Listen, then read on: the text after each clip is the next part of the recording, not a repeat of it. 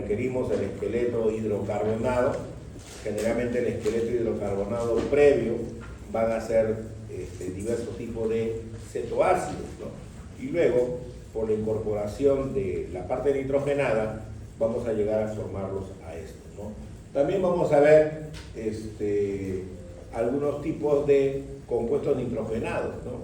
Que van a derivar de la participación de aminoácidos, ¿no? Muy bien.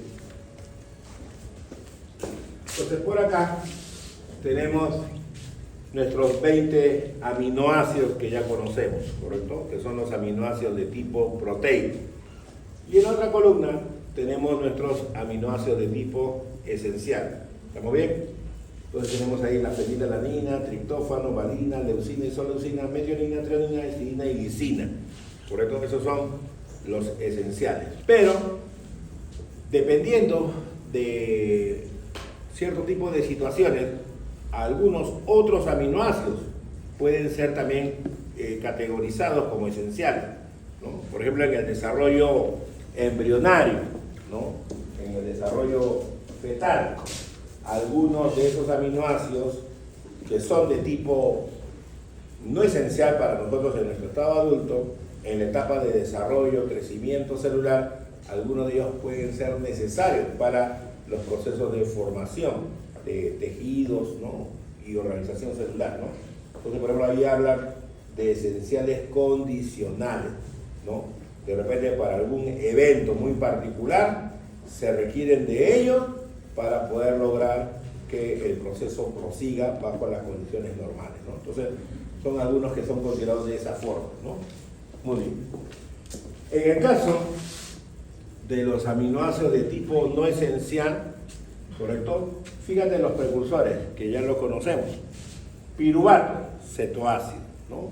Sabemos que el piruvato se está formando a partir de la vía glicolítica, ¿correcto? El alfa-cetoglutarato, sabemos que es un intermediario del ciclo de Krebs, ¿correcto? El OAA es el oxalacetato, también es un intermediario del ciclo de Krebs. 3-fosfoglicerato es un intermediario de la vía glicolítica, ¿correcto? Entonces, fíjate que hay varios intermediarios que son necesariamente cetoácidos. Entonces, si el cetoácido gana la parte nitrogenada, se va a convertir en un aminoácido, ¿no? ¿Correcto? Otros requieren de un aminoácido previamente existente, ¿no? Como el glutamato, para formar glutamina, por ejemplo. ¿Estamos bien? Y otros requieren cierto tipo de modificaciones posteriores en su estructura para conformar nuevos aminoácidos, ¿no? Entonces, ahí tenemos el listado de los precursores, pero vamos a ver esas reacciones que permiten la formación de estos aminoácidos. Y fíjate las reacciones que están relacionadas ahí. Transaminasas. Entonces, los procesos de transaminación que permiten facilitar la transferencia de un grupo amino, de un aminoácido hacia un cetoácido, ¿sí o no? Entonces, el cetoácido que actúa como aceptor, al recibir el grupo amino, se va a convertir en un nuevo aminoácido, ¿no? Y varias de esas reacciones tienen que ver con eso. La de la glutamato sintetasa, ¿no? Tiene que ver, la glutamina, perdón, sintetasa, recuerda que hay una reacción ahí de doble sentido, es reversible. Entonces podemos nosotros a partir de glutamato formar glutamina, o viceversa, a partir de glutamina podemos nosotros formar el llamado glutamato, ¿no? Pero la gran mayoría son reacciones de transaminación. Muy bien, vamos a ver cada una de ellas. Entonces, en este caso de los procesos de biosíntesis de aminoácidos de tipo no esencial, ¿qué se van a requerir? Precursores, ¿no? Por ejemplo, acá estamos viendo nosotros algo típico, ¿no? Que a partir del piruvato podemos formar alanina, a partir del oxalacetato podemos formar aspartato, a partir del 3-fosfoglicerato podemos formar serina, ¿no? A partir del alfa-cetoglutarato, glutamato, ¿no? Y los demás aminoácidos que están participando ahí van a requerir otras reacciones para poderlos formar, ¿no? Entonces vamos a ver esta complejidad de procesos en una forma más resumida. Entonces, cuando se habla de los procesos de biosíntesis de aminoácidos, estos procesos se agrupan por familias. ¿Estamos bien? Entonces, el precursor es el que va a formar el aminoácido. Entonces vamos a tener varias familias biosintéticas donde va a existir un precursor. Hay 3 listas de teoría. Ya, solamente firmen una nada más. ¿Sí? ¿Ok? Ya, lo he puesto así para facilitar la firma nada más. Entonces, tenemos ahí el precursor que va a estar de color verde. ¿Ya? Los aminoácidos que son de tipo no esencial son los que están apareciendo de color violeta. Y los que son de tipo esencial están apareciendo de color rojo, ¿no? Entonces, a mí me interesa saber cómo yo puedo formar aspartato o asparagina a partir del oxalacetato, ¿correcto? Esa es la primera familia. Entonces, ¿qué vamos a ver? Lo que estamos mencionando con anticipación. ¿Qué tengo acá? Tengo al fumarato. Este fumarato se puede aminar y se va a convertir en aspartato, ¿sí? Esta es una vía principal de formación del aspartato por un proceso de aminación del fumarato. Y ya sabemos que el fumarato es un intermediario del ciclo de Krebs, ¿correcto? Entonces, la aminación es incorporar el grupo nitrogenado a la estructura del aminoácido, ¿está bien? Pero es una incorporación directa. Pero también podemos tener procesos de transaminación. Acá tenemos 2 sustratos. Recuerden que en el caso de la transaminación se requiere 2 sustratos, un cetoácido y un aminoácido, ¿no? Entonces, el glutamato para mí es el que va a donar el grupo amino. Y sabemos que a partir del oxalacetato, ese oxalacetato puede ganar este grupo amino. Entonces, el oxalacetato se convierte en aminoácido y el aminoácido se convierte en cetoácido, ¿no? Recuerda que hay un orden. Primero al sitio de la transaminasa 500, el glutamato. Y el grupo amino lo va a dejar temporalmente unido con la coenzima. Y la coenzima que utiliza las transaminasas es el piridoxalfosfato. Recuerda que habíamos dicho que el piridoxalfosfato se convierte en piridoxaminafosfato, ¿sí? Y sale el primer producto. Entonces, glutamato entra, deja el grupo amino y se va a formar el alfa-cetoglutarato en la primera reacción de transaminación. Y luego, ¿qué va a entrar? El segundo sustrato, que es el oxalacetato. ¿Y qué va a recibir? El grupo amino de la piridoxaminafosfato. Entonces, ese oxalacetato se va a convertir en aspartato, ¿no? Entonces, estamos presentando 2 reacciones en las cuales vamos a formar aspartato a partir de oxalacetato, ¿está bien? Esta primera por transaminación y la otra es a partir del fumarato. Recuerda que el fumarato se está formando a partir también del ciclo de Krebs y obviamente va a haber como intermediario el oxalacetato, ¿no? Entonces, este es un proceso de formación de aspartato a partir de fumarato y de oxalacetato. Ahora, yo ya tengo el aspartato y ahora necesito formar la asparagina. También voy a requerir un proceso de incorporación del grupo amino, ¿no? Entonces, hay una asparagina sintetasa, donde voy a requerir la incorporación del grupo amino al aspartato para formar la asparagina, ¿no? Muy bien, tengo otra familia de aminoácidos, que es la familia del alfa-cetoglutarato, ¿no? Entonces, el alfa-cetoglutarato directamente vamos a poderlo convertir en glutamato. Luego el glutamato se puede aminar para convertirse en glutamina o puede convertirse en prolina, como aminoácido de tipo no esencial. Entonces, lo de acá es una reacción de transaminación, nuevamente. Tengo el aminoácido, que es el aspartato, y tengo el cetoácido, que es el otro sustrato. Sustrato 1, sustrato 2.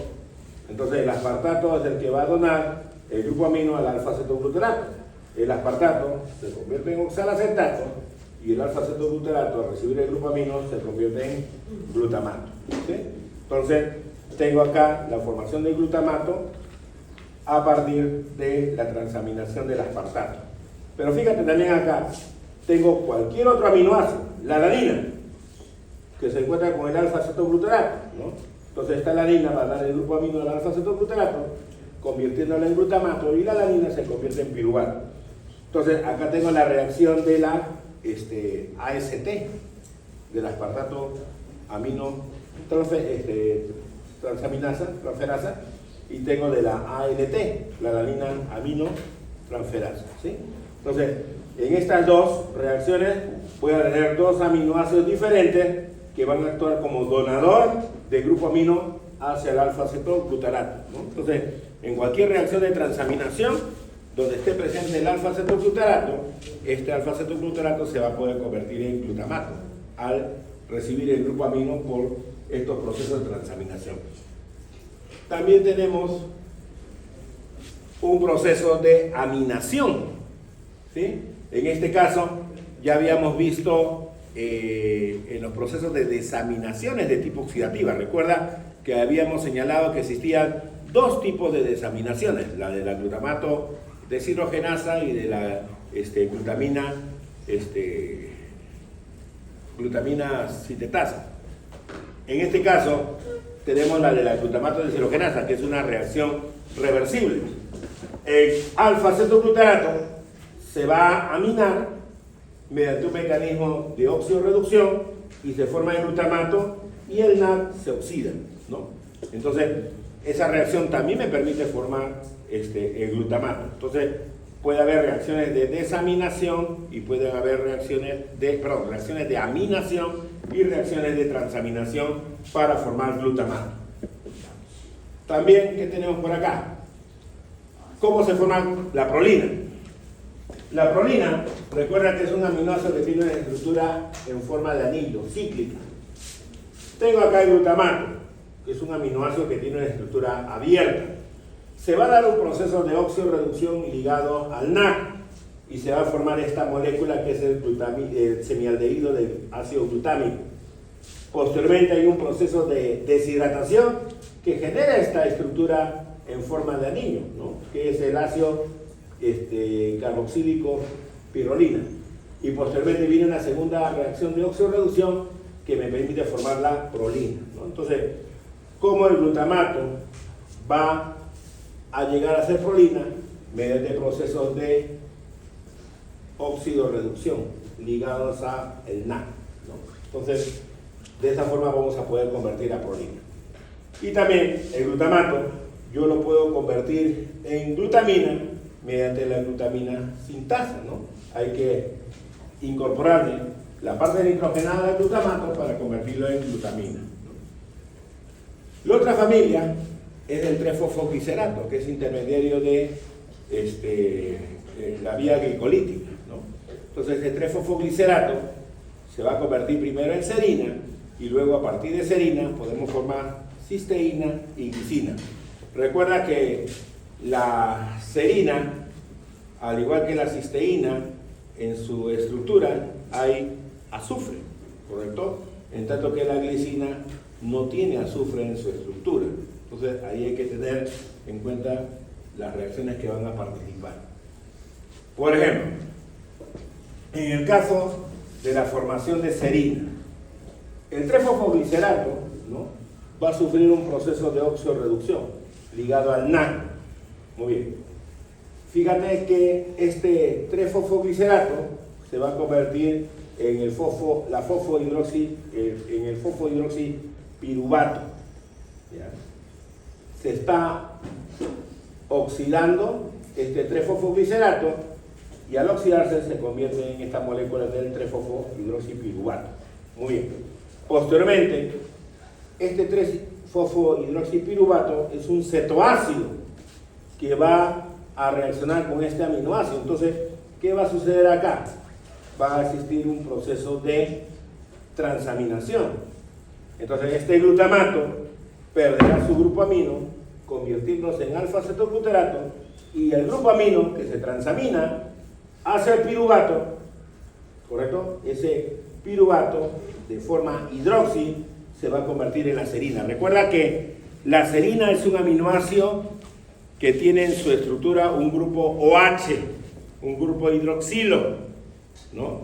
Entonces, ese hidroxipiruvato, al recibir el grupo amino, se va a convertir en la llamada serina. Pero como la molécula previamente tiene fósforo, se llama fosfohidroxipiruvato y quedará convertida en la 3-fosfoserina. Y posteriormente, ¿qué va a haber? Un proceso de hidrólisis. En ese proceso de hidrólisis se libera el grupo fosfato y me queda el aminoácido serina, ¿correcto? Entonces, a partir del 3-fosfoglicerato podemos formar la serina mediante estos procesos de oxidorreducción ligado al 3-fosfoglicerato y los procesos de transaminación y luego de hidrólisis para llegar a la formación de la serina. Este es otro proceso, pero en este caso la reacción es directa, no hay un mecanismo de oxidorreducción. El 3-fosfoglicerato va a perder la parte del grupo fosfato, se queda bajo la forma de glicerato. Ese glicerato va a sufrir un proceso de oxidación, generándose el hidroxipiruvato, y este hidroxipiruvato, al recibir un grupo amino por transaminación, directamente se convierte en serina, ¿no? Entonces, ¿cuál es la diferencia de estos dos procesos? Que el de acá comienza con el 3-fosfoglicerato y el grupo fosfato no se pierde hasta el final de todo este proceso de reacciones.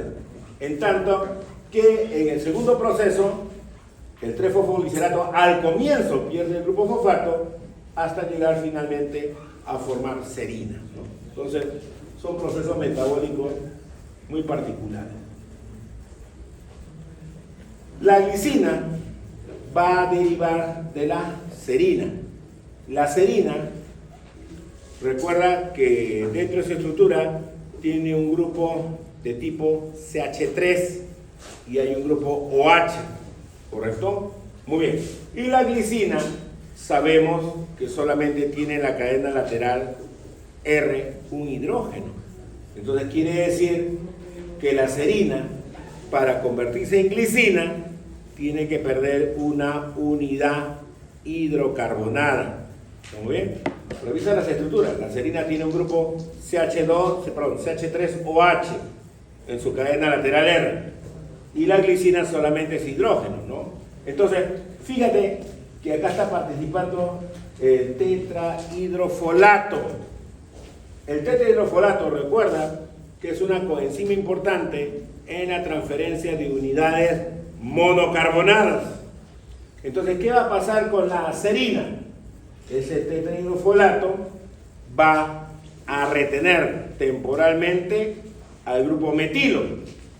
Entonces, se forma el ácido, el tetrahidrofolato, pero con el grupo metilénico, que es el grupo CH3, ¿correcto? Entonces, la coenzima quedó temporalmente modificada, porque esa es su función, transferencia de unidades monocarbonadas. Y la serina, como perdió ese grupo metilénico, se va a convertir en la glicina, ¿sí? Entonces, la coenzima, que es el tetrahidrofolato, participa activamente en el proceso de transferencia de unidades monocarbonadas, ¿no? Entonces, tenemos nosotros, a partir del 3-fosfoglicerato, formamos serina, y luego, por transferencia del grupo metilo por el tetrahidrofolato, podemos formar la glicina directamente. Pero también tenemos que formar la cisteína. Acá está la serina, ¿correcto? Esta serina que se ha formado, ¿no?, previamente por el 3-fosfoglicerato. Y acá tenemos un intermediario, azufrado, que es la homocisteína. Muy bien. ¿Qué va a pasar con estos dos? Se van a condensar, formando la cisplationina. Muy bien. Fíjate que acá va a haber una unión entre el grupo sulfidrilo con este grupo OH que tiene la serina. Al existir esta reacción, va a haber un proceso de deshidratación. Este hidrógeno con este OH van a reaccionar y van a quedar unidos mediante el azufre, como lo estamos viendo acá. Muy bien. Entonces, esta parte es la serina, ¿correcto? Es la serina. Pero ahora, ¿qué va a venir? Va a venir un corte a este nivel. Y esta serina, ¿qué está pasando con ella? Está ganando el azufre. ¿Vale? Entonces, esta estructura que se va a formar, ¿correcto? ¿Qué va a ser?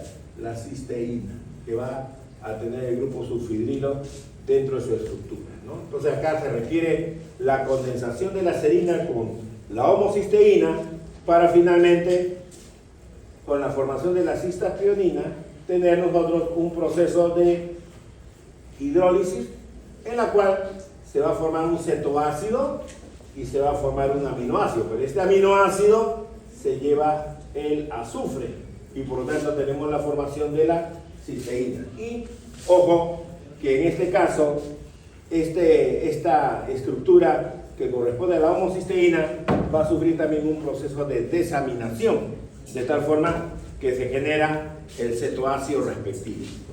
Entonces, a partir de nuestro 3-fosfoglicerato, podemos formar primero serina, y serina va a ser precursor de glicina y de cisteína.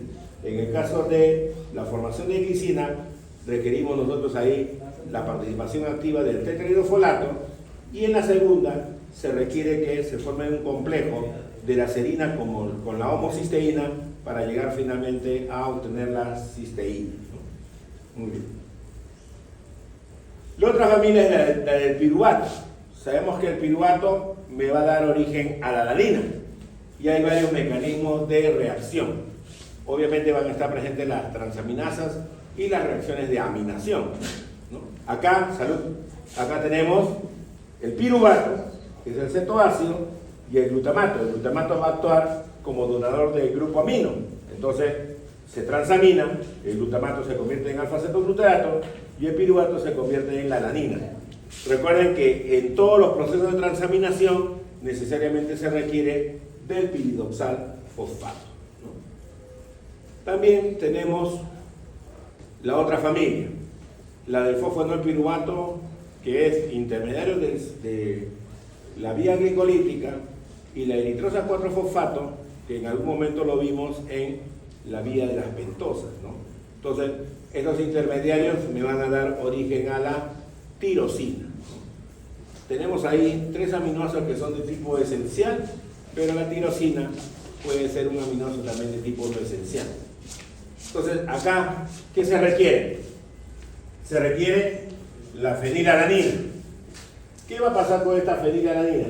Va a sufrir un proceso de oxidación, reducción. Entonces esta fenilalanina se está exponiendo frente al oxígeno y el NAD va a sufrir un mecanismo de oxidorreducción. Entonces, ¿qué va a suceder con la fenilalanina? Acá, si no me equivoco, es la posición para, acá va a recibir al grupo OH. Entonces hay un mecanismo de hidroxilación. El mecanismo de hidroxilación de la fenilalanina nos va a dar origen a la tirosina, ¿sí? Entonces, acá ustedes en la parte de bioquímica clínica, ustedes van a ver enfermedades que están relacionadas con la deficiencia de la fenilalanina hidroxilasa. La fenilalanina hidroxilasa es la que realiza el proceso de hidroxilación de la fenilalanina para convertirla en tirosina. Ambos aminoácidos se parecen, solamente que la tirosina tiene un grupo OH dentro de su estructura, ¿no? Entonces, esa enzima es clave. La fenilalanina es un aminoácido que lo podemos metabolizar, pero hay personas que no lo pueden metabolizar. Entonces, la deficiencia de esta enzima te puede dar la llamada fenilcetonuria. Eso ya es parte clínica. Muy bien. Los aminoácidos, estamos viendo de que se están originando por procesos generalmente de transaminación o de aminación. Ahora, los aminoácidos también van a ser precursores de otras biomoléculas.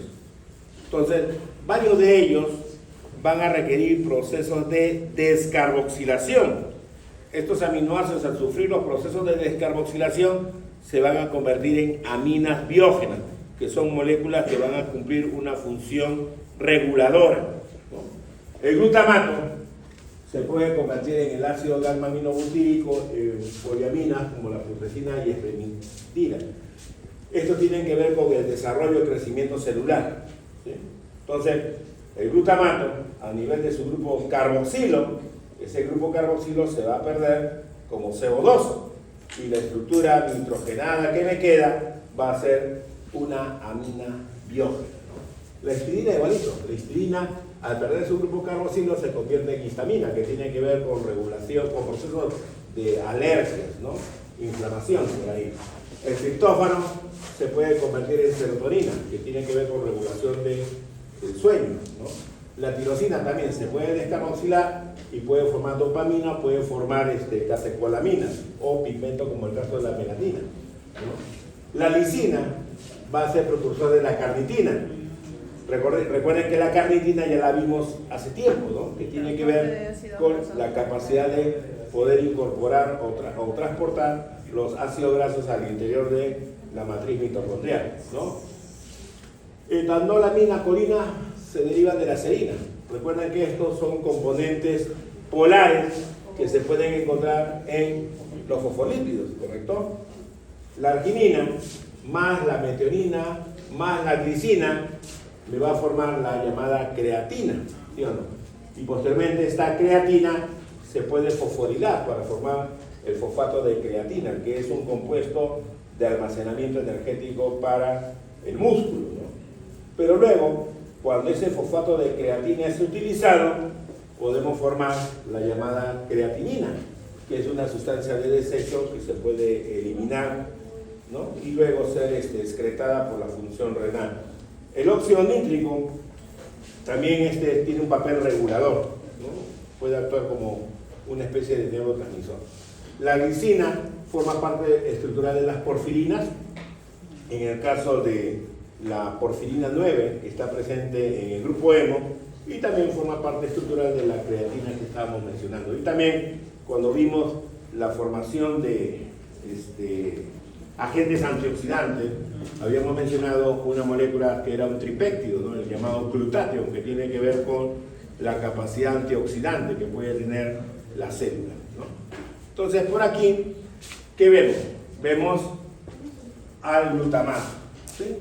Sabemos que el glutamato, si se va a transaminar, puede ser este aminoácido convertido en un cetoácido, que es el alfa-cetoglutarato, se puede aminar y puede ser precursor de glutamina. ¿Estamos bien? Ahora, lo que estamos señalando nosotros es que el glutamato, al descarboxilarse, me va a formar el ácido gamma-aminobutírico, que es un neurotransmisor, ¿no? A partir del glutamato podemos formar ornitina y también tenemos la capacidad de formar poliaminas, y esto tiene que ver con crecimiento, desarrollo celular, ¿no? Por acá está la reacción. Este es el glutamato, tenemos el carbono alfa, su grupo amino, su grupo carboxilo, la cadena lateral R, donde está el grupo ácido, y fíjate que se va a dar un proceso de descarboxilación. También donde está participando el piridoxalfosfato en esta reacción, de tal forma que se genera este producto que es el neurotransmisor, el ácido gamma-aminobutírico, ¿no? Generalmente las descarboxilaciones generan sustancias que van a ser mediadores químicos locales. Por acá, la formación de poliaminas, ¿no? La ornitina ya la conocemos nosotros, es un aminoácido de tipo no proteico. Recuerda que ornitina y la citrulina, que ya lo vimos en el ciclo de la urea, son aminoácidos de tipo no proteico, ¿no? Y a partir del metabolismo de la ornitina, fíjate que también se va a dar un proceso de descarboxilación, de tal forma que vamos a tener la formación de la putrescina, ¿correcto? Y la descarboxilación de esta putrescina, ¿no?, me puede dar la formación de espermidina, ¿no? Son factores de crecimiento, desarrollo celular. Entonces tienen ese papel como mediador químico.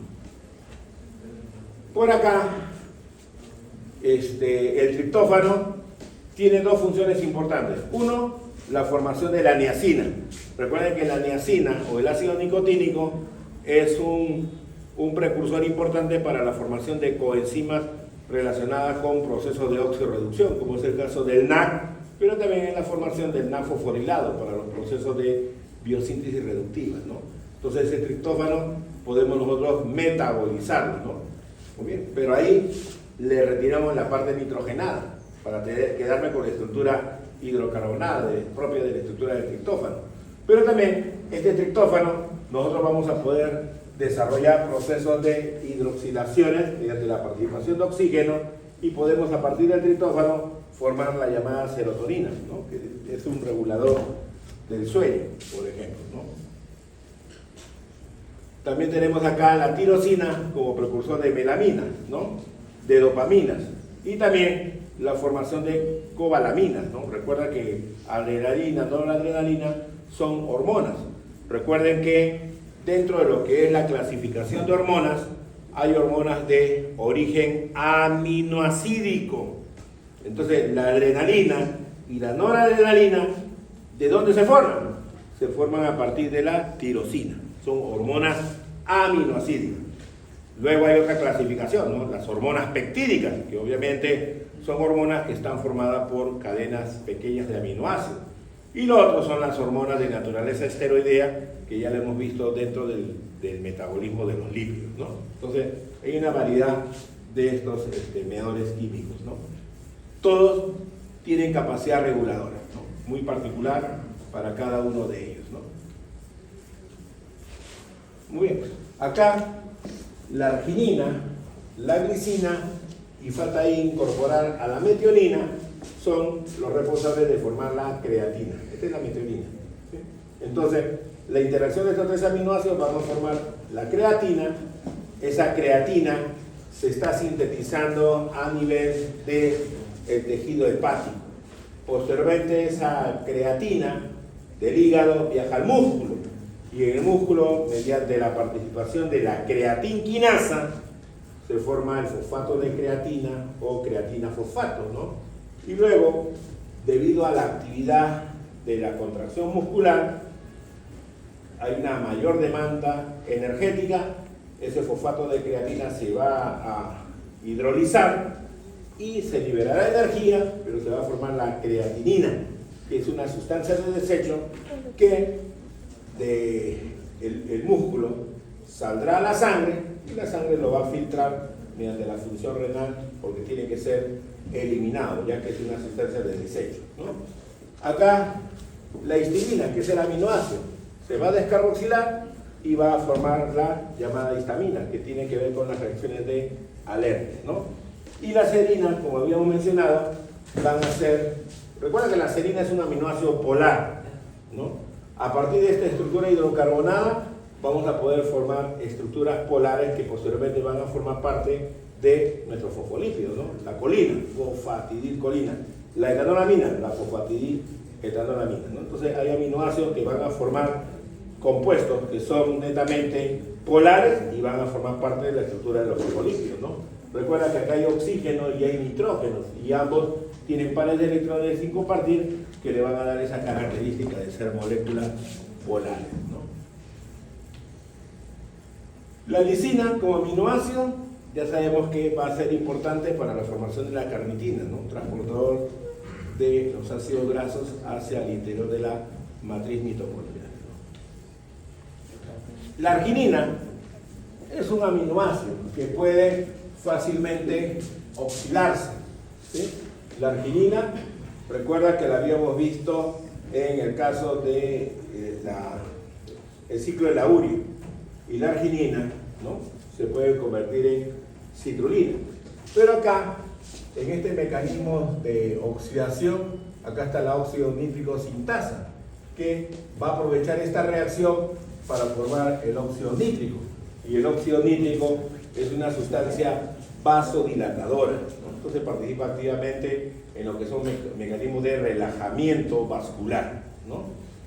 Y el glutatio, como habíamos indicado en las primeras clases de teoría, es un tripéptido, ¿no? Está formado por el ácido glutámico, la cisteína y la glicina. Y habíamos mencionado que tiene propiedades importantes dentro de lo que son los procesos de regulación de los radicales libres, ¿no? Nosotros habíamos presentado también en una de las clases de carbohidratos de la hemólisis, ¿sí? La hemólisis que podía sufrir los glóbulos rojos, ¿no? Debido a la deficiencia de la glutamato deshidrogenasa, ¿no? Y la glutamato deshidrogenasa era la responsable de poder formar napfosforilado reducido, ¿sí o no?, dentro de lo que era la vía de las pentosas, ¿no? Y ese napfosforilado reducido tenía que ver con el mantenimiento del glutatión en su estado reducido, ¿no? Hay un glutatión oxidado y hay un glutatión reducido, y el glutatión reducido es el que permitía mantener la capacidad antioxidante dentro del eritrocito, ¿no? Entonces, el glutatión para nosotros es un tripéptido con propiedades antioxidantes, ¿no? Va a evitar que los radicales libres hagan daño sobre el DNA, sobre las proteínas, sobre los fosfolípidos de la membrana, que pueden generar un proceso de lipoperoxidación. En el caso del grupo hemo, sabemos que es importante para el transporte de oxígeno. Ese grupo hemo está conformado por una porfirina, y esa porfirina está unida con el átomo de hierro, ¿no? Acá está nuestro producto final, que es el hemo. Acá está el hierro ferroso y todo lo que le rodea es la protoporfirina 9. Dentro del proceso de formación del grupo hemo es importante utilizar un intermediario metabólico del ciclo de Krebs, que es el succinilcoenzima A, pero también requerimos la participación del aminoácido glicina, ¿no? Entonces, para poder formar la protoporfirina 9, ¿qué es lo que debo de haber formado previamente? He debido de formar estos anillos pirrólicos. ¿Y estos anillos pirrólicos cómo los voy a formar? A partir de succinilcoenzima A y glicina, que me va a formar este intermediario metabólico que es el delta-aminolebulinato. Y a partir de varios de estos delta-aminolebulinatos vamos a formar el anillo pirrólico, ¿sí? Entonces, ¿por qué se señala este punto de la formación del grupo hemo? Porque necesitamos la participación de un aminoácido. Hay un intermediario del ciclo de Krebs que es el succinilcoenzima A, pero la glicina es importante para poder estructurar al delta-aminolebulinato. Y a partir de este podemos formar los anillos pirrólicos respectivos, ¿no? Esto ya lo van a ver en la parte de bioquímica clínica, ¿correcto? Pero es importante que esté presente la estructura de la glicina. Esto que está de color rojo y verde es la glicina, pero fíjate que el carbono se pierde como CO2, pero las partes nitrogenada e hidrocarbonada que quedan está formando parte de la estructura de estos anillos pirrólicos, que son los que van a conformar la estructura del grupo hemo, ¿no? Entonces, es importante la glicina para la formación del grupo hemo. Muy bien. En el caso de la parte de ácidos nucleicos, hablamos de las bases nitrogenadas. Las bases nitrogenadas tienen un mecanismo muy particular de su formación. Hay una síntesis de tipo de novo porque se va a formar desde cero a esas bases nitrogenadas. Sabemos que las bases nitrogenadas son estructuras hidrocarbonadas que tienen nitrógeno. Gran parte de la estructura de estas bases nitrogenadas proviene de la estructura de aminoácidos. Va a ser aporte del nitrógeno, va a ser aporte del carbono, o netamente la estructura del esqueleto del aminoácido. En el caso de las bases nitrogenadas, tenemos purinas y pirimidinas. Muy bien. Acá está mi anillo de pirimidina, que es un anillo monocíclico. Pero fíjate que una parte de este esqueleto proviene de un aminoácido, el aspartato. Prácticamente la mitad de ese anillo es la estructura esquelética del aspartato. Pero también fíjate que tenemos acá la formación del carbamilfosfato, ¿no? Este carbamilfosfato requiere parte nitrogenada. Pero, ojo, en el caso de la síntesis de base nitrogenada, hay esta reacción del carbamilfosfato para la formación de pirimidina, pero no es la misma reacción del ciclo de la urea. En el ciclo de la urea teníamos la participación de la carbamilfosfato sintetasa de tipo 1. En el caso de la formación de estos anillos de pirimidina, se requiere la otra enzima, la carbamilfosfato sintetasa de tipo 2. Bueno, fuera de eso, fíjate que la estructura de la base nitrogenada corresponde al aspartato, y acá tiene nitrógeno, ¿no? Base nitrogenada porque tiene nitrógeno, ¿estamos bien? Muy bien. Este nitrógeno está proveniendo del aspartato, pero igualmente es la estructura hidrocarbonada, ¿no? Y en el caso de las otras bases, que son las purinas, recuerda que es una estructura heterocíclica. Es una estructura heterocíclica. La parte central está la estructura del esqueleto de la glicina, ¿correcto? Este nitrógeno proviene del aspartato, este otro nitrógeno de la glutamina, ¿correcto? Entonces, esa estructura nitrogenada que tiene la base nitrogenada propiamente dicho, proviene de el aporte de varios aminoácidos. Acá está participando el aspartato, la glutamina y la cisteína. Acá hay otro nitrógeno, también de la glutamina. Pero también, en el caso de la estructuración de esta base de tipo purínico, también se requiere del tetrahidrofolato. ¿Para qué? Para transportar unidades monocarbonadas y tener la estructura heterocíclica de las purinas, ¿no? Entonces, las bases nitrogenadas tienen precursores, y los precursores estructurales son aminoácidos, ¿no? Entonces tenemos ahí una variedad de aminoácidos que van a conformar esas estructuras, ¿no? La biotina, ya la habíamos visto nosotros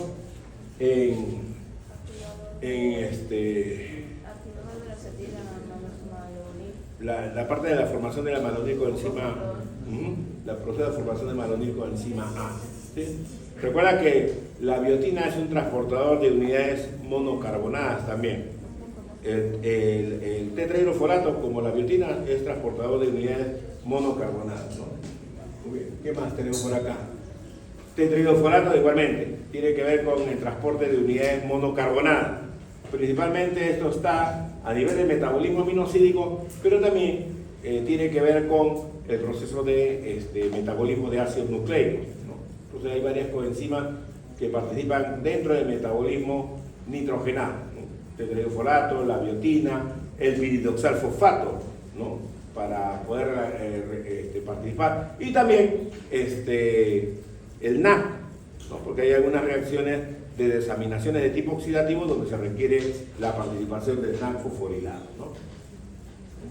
Acá igualmente, ¿no? Es transportadores de unidades monocarbonadas, ¿no? ¿Qué más tenemos por acá? La cobalamina también, transportador de unidades monocarbonadas, ¿no? Muy bien, creo que es. Y bueno, piridoxalfosfato, que ya lo habíamos visto, ¿no? En transaminación. La vitamina B6 es la precursora del piridoxalfosfato. El piridoxalfosfato, a nivel de este grupo aldehídico, va a recibir temporalmente al grupo amino, de tal forma que tengo la formación de la piridoxamina monofosfato, ¿no? De tal forma que esta posteriormente va a entregar su grupo amino hacia el cetoácido y por lo tanto podremos formar un nuevo aminoácido, ¿sí? Eso es todo, sí. Sencillito esa clase, ¿ya? Entonces, la intención de esta clase es que ustedes vean de que tenemos capacidad metabólica para formar aminoácidos. Esa capacidad metabólica para formarlo, ¿qué requerimos? Esqueleto hidrocarbonado. Y los esqueletos hidrocarbonados los vamos a obtener a partir de piruvato, el oxalacetato, el 3-fosfoglicerato, ¿no? Y la eritrosa 4-fosfato, por ejemplo, ¿no? Y así, ¿está bien? ¿Qué requerimos? Colocarle parte nitrogenada. Entonces, la aminación es uno de los procesos que participa ahí, pero también los procesos de transaminación, ¿sí? Y estos eventos necesitan la participación de cierto tipo de coenzimas, ¿sí? Algunas están relacionadas con el aporte de nitrógeno, que hemos estado viendo ahí, el piridoxalfosfato. En las reacciones de desaminación-aminación se requiere la participación del NAC, pero también por ahí pueden haber algunos cambios estructurales donde se va a aportar carbono, y ahí están participando el tetrahidrofolato, la cobalamina, etcétera, etcétera, ¿no? Entonces, a partir de estas estructuras hidrocarbonadas, teniendo estas modificaciones, podemos nosotros biosintetizar nuestros propios aminoácidos, ¿no? Pero también ten en cuenta que hay un grupo de aminoácidos que nosotros no lo podemos sintetizar, que son los aminoácidos de tipo esencial, y necesariamente requerimos estos obtenerlos a partir de la dieta, ¿no? Los procesos de transaminación me permiten utilizar aminoácidos y generar un cetoácido, o viceversa, utilizar un cetoácido para formar un aminoácido. Pero en el caso de los procesos de descarboxilación, se forman aminas biógenas. Recuerda, el aminoácido tiene su grupo amino, tiene su grupo carboxilo. El grupo amino yo lo puedo metabolizar de dos formas: perderlo como amonio, que son las desaminaciones, o transferirlo mediante los procesos de transaminación. Pero eso es con respecto a la parte nitrogenada. Pero tengo el otro evento, que es con el grupo carboxilo, y los procesos de descarboxilación de los aminoácidos que te van a generar sustancias que son llamadas aminas biógenas, que son mediadores químicos que van a cumplir una función muy variable.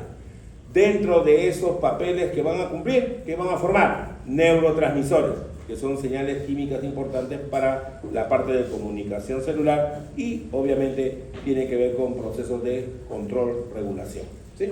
Y esos están relacionados con crecimiento, desarrollo celular, entre otros, ¿no? Muy bien, hasta ahí sería la clase del día de hoy, ¿ya? El próximo lunes cerramos el curso, ¿ya? Cerramos. ¿La fijan? ¿La fijan? Cuando recibas tu examen. Y 3 hojitas, quiero pasar la lista. Falta una hojita de asistencia. ¿Esa es la hojita? Ya.